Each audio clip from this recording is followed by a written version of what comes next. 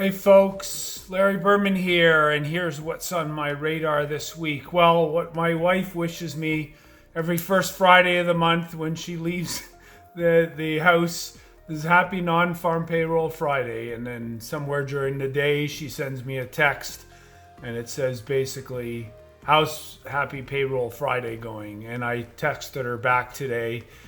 I thought the data was pretty good. Overall, it was a bit Goldilocks, but there's an awful lot of red on the tape today. So, this whole week's been about, what colors the tape, and then the talking heads in the financial media, being one of them here, talk about, well, the tape's red today, so therefore the number was bad. And yesterday, the number was good. Well, I actually thought yesterday's numbers and the rhetoric coming out of the Fed was more negative. And these numbers here are a bit more positive when you kind of look through them. The unemployment rate didn't go down as we feared. Average hourly earnings didn't tick up. They were the same as last month. Still on a year-over-year basis, ticking in the 5% handle. So that's not great. Hours worked basically stayed the same. So here's some good news. The labor force participation rate ticked up. So when you look back, supply and demand, more supply coming into the labor market. So again, Goldilocks-ish. Global PMI numbers, in line. The the Economic Expectations Index that Citibank puts out. That has been falling for months and months and months.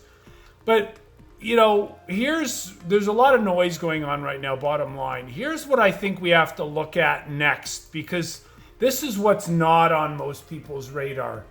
The bottom line here is EPS expectations, the best estimate consensus going forward. And so, one year out right now, $228 for the S&P 500. And you can see earnings expectations year to date has kept growing and growing and growing. Now, in the last month, it's basically flatlined here. Okay, so the last month of earnings that we're just finishing up right now, no increase in earnings expectations. Market, down. And so we bounce back here. Remember this a couple weeks back. The Fed walked back in terms of their hawkishness. Today's number doesn't make them any more hawkish. Anybody who said that in the financial media today is completely out to lunch. But we have to look at this earnings number because, if the multiple is going to be 20, which is high, you take that and you multiply it out and you call it 4,600 a year out for the S&P 500. So, up a little bit of upside from where we are. We're looking at the SPY ETF here, on the top of the graph. And so it's bounced off the lows. We've consolidated a little bit. I would argue, and I will argue, that the Qs could see 330-ish. It stalled at 315 this week. Again, a little bit of a consolidation. 330-ish, much stickier. That takes the S&P 500 up to around 4,300. These series of highs in here.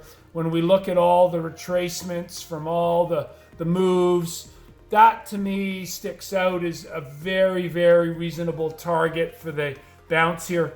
The quality of the rally is crap. It really is, but let's take a peek at what we bought today in our growth portfolio. So where did I add? Baba was off today. I added there. I want to maintain my exposure in Baba at around 1.5% of the portfolio. Coupang. So these are the Amazons of Coupang is of South Korea and Baba, of course, of China and really greater Asia. We wrote some options to buy global payments that we like in the fintech play. We actually sold Palantir. I was buying this name below $8. It's had a good bounce here. We could easily go back in a risk-off environment and test into the $5-6 range, $7 range. The most bearish of the analysts have price targets with a 6 handle on it. I bought it off the lows a couple weeks back when the S&P was testing and the NASDAQ were testing key supports. I figured this was a name that was going to have some alpha in the bounce, some short covering potential. It did. Looks like it's failing again.